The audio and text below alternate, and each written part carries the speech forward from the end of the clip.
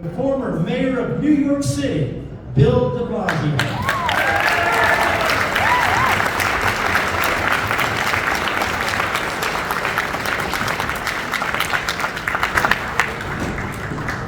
Well, my friends, we live in a very large country.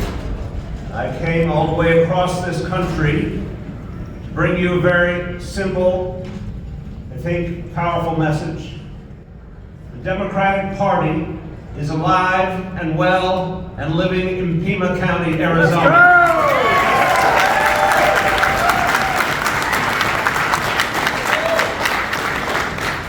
This evening I have seen the best of this party, literally. I have seen the power of this party, the meaning of this party, why we matter, what we can do, what we are capable of. I've seen our solidarity, our unity, our energy, our fight. It's all been clear. Speaker after speaker, and the energy, the people, the humanity, showing all of us who we are. And I remind you that what's happening in Washington, D.C. is a relentless attempt to take away from us our own identity, our own sense of purpose, our own belief in ourselves. It is systematic. It's very well organized. It's psychological warfare at its best. What's happening is an attempt to tell you in the end that you do not matter, that you can't win, that you don't have what it takes. But in just the last few hours, all of you put the lie to that very diabolical strategy. Just in these last few hours, you've shown each other what you are capable of in this moment. And this is not a small room. I want to give credit to everyone who put this together. This is not a small room. This is a small army here in this ballroom.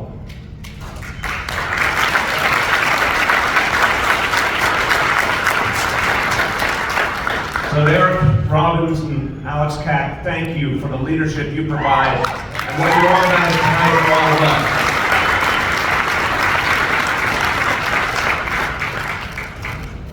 Because this is exactly the kind of room, exactly the kind of gathering that scares the bejesus out of certain people in Washington, D.C.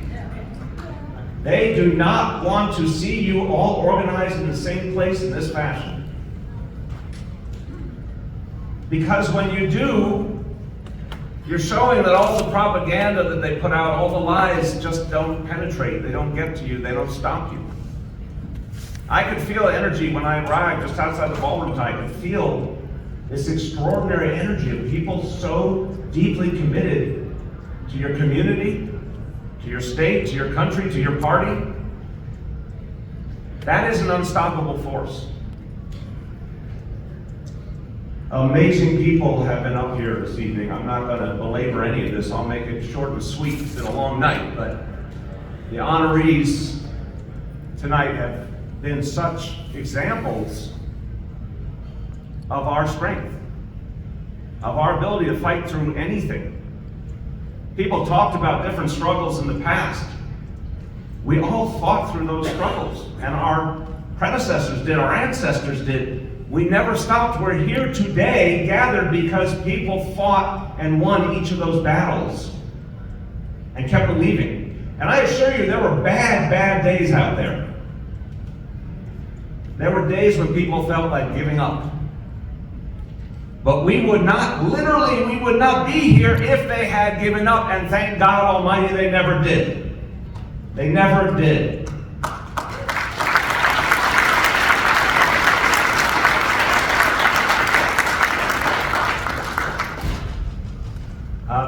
There's something beautiful about the way people get involved. And each of you has a story of what sparked it, what made you feel something, and to give of yourself and go out there and knock on those doors and talk to people, including folks who didn't agree with you at first, but maybe over time you got a message across that mattered to them. Every one of you had that spark and then something that sustained it. I will only say a small personal point of full circle. One day I was in high school, there was a presidential election. Seemed like it was an important time to get involved.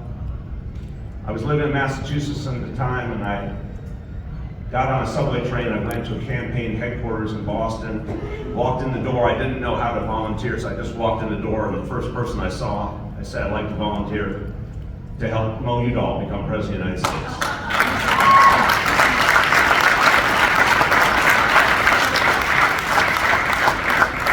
No idea that some years later I would have the honor of speaking at the Udall Dinner. Isn't life interesting?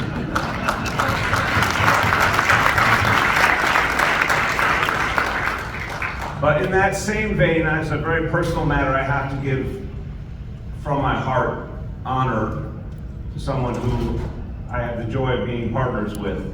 And she spoke to you earlier, and I thought that the energy she brought was amazing, because she has, for her whole life, starting very young, she decided to devote herself to this party and to making sure our Democratic Party was actually democratic in the way we did things. And that we listened to people, we brought people in, and we fought for the values that we care about. So I want to thank Nomiki Combs for all she has done.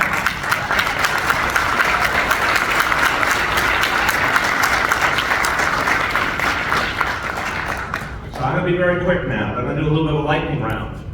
We can talk really fast in New York City. So, why do our opponents, the people who want to undermine our democracy, who want to take away the rights that we have fought for, who want to take our nation backwards, why would they not like the view that I have right now from this podium? Because it epitomizes the fact that people in this room know how to organize, and know how to talk to people, and know how to listen to people. But we sometimes forget what we have done. This is a bit of a disease sometimes the Democrats have. And certainly for those of us who call ourselves progressives, we sometimes forget our victories. The strange thing, I don't think bluntly the other side has this problem. I think they're very self-satisfied. But we win a victory, and it seems like the next day, we're already in the process of forgetting it, and we're on to the next fight. That's a beautiful thing on one level, but sometimes we gotta stop and look at what we've done. So we had the election in November, that was tough. We had the inauguration, that was tough. We had those first executive orders, that was tough, and that was often very weird. To quote the great Tim Walz. But then did you see how people started to get back on their feet? On April 5th, in 1,200 locations in the United States of America, in all 50 states, there were protests against what the Trump administration is doing. They were not small protests.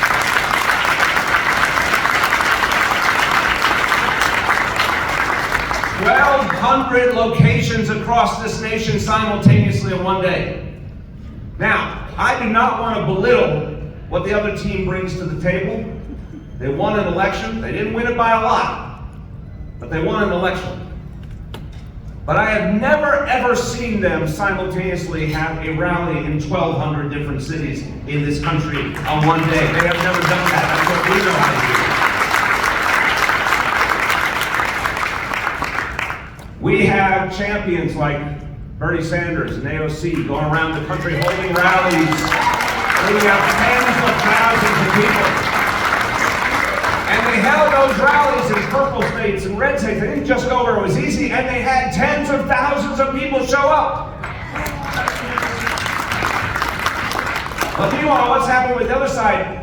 The Republican members of Congress cannot hold a town hall meeting in their own districts anymore, because people will come out and say, "What are you doing to us?" Imagine. They can't even show their faces in their own districts.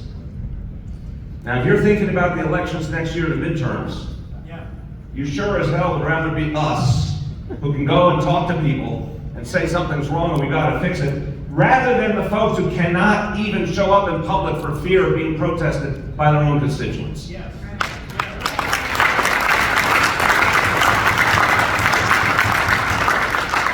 Elon Musk put $20 million into the Wisconsin Supreme Court race, and he lost anyway.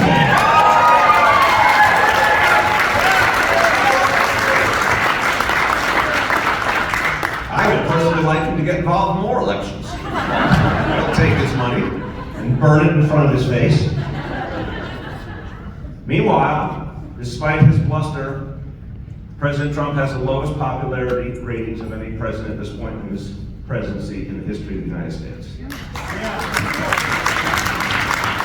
a lot of folks who voted for him, and they voted in many cases out of profound frustration with the status quo, honest frustration, or economic pain, fear, insecurity, or all that they went through with COVID. There were reasons that people were feeling pain. I don't belittle those who made that choice. But a lot of them are saying, what did I do? Talk about buyer's remorse. A lot of them, and you can see it. When you see it poll after poll after poll, you start to actually believe it. They're saying, no, this guy actually isn't doing what he said he'd do. In fact, they don't have faith in him anymore on the economy, on caring about them. And this is where we now go back on the offensive. This is where we go back to the people and remind them who we are.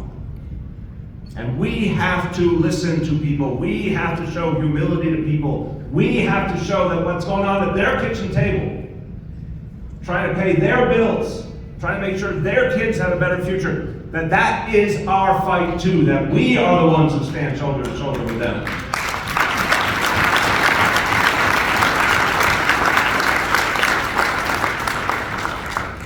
So I'll conclude this way. Tonight, there are people in Washington, there are people in the White House, and people in the MAGA movement who would love to look into your faces and see sadness. They would love you to be depressed. They would love you to feel that you have lost your momentum and your hope. This is what they want. They want you hopeless. They want you to cower. They want you to feel that whatever you had in the past, you don't have anymore. They want you to believe somehow history has ended and they've cracked the code and you don't get it. They tell you you have lost the working class forever. They tell you that people in the African American, Latino communities have turned against you and it's a permanent condition. They tell you that something happened in the 2024 election that literally has never happened before in history, that people voted a certain way and then they'll never ever come back again. Or people stayed home and you'll never be able to convince them to come out and vote again. People didn't like your candidate one time, therefore they'll never like your candidates ever. They are trying to convince you of bald-faced lies. They're trying to convince you of things that we all know from our own experience are absolutely impossible, and yet they just repeat it and repeat it and repeat it, and they want you to somehow be intoxicated or entranced by their confidence. They love it when you're feeling down. They love it when some, not in this room, but some who might share some of our values, talk about leaving the country, giving up the fight, going to where it's safe and easy. They love that. But you know what they hate? You know what they cannot abide? What confounds them and confuses them is hundreds of people gathered in a room in Pima County, Arizona, preparing their moral ammunition for the fight ahead. They cannot stand to see soldiers, battle strong soldiers who are experienced, who care. They cannot stand to see you all together preparing for battle. Impervious to the ups and downs.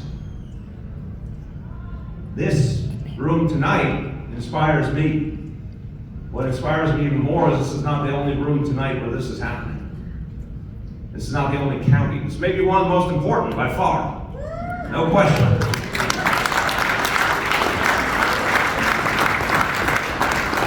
But I go all over this country and I can tell you, you are decidedly not alone. But this room tonight is MAGA's nightmare. They thought they were living in a dream world, and then if they saw what I am seeing, they would realize they had woken up in a nightmare of their own creation. Because their contradictions are becoming clearer and clearer, and the people are watching. So, the final point is this. They want you to fear them, but actually they fear you. They fear young Democrats who are organized and energized.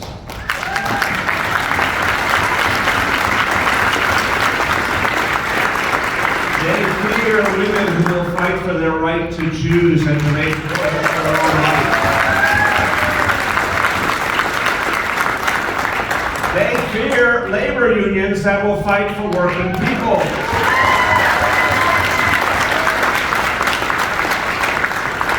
And everyone who's ever been involved in electoral politics knows every constituency matters, every human being matters.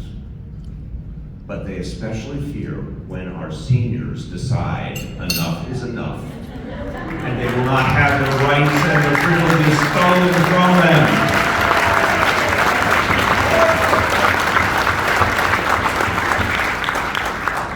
So you are MAGA's nightmare, but you are America's sweet dream. Thank you.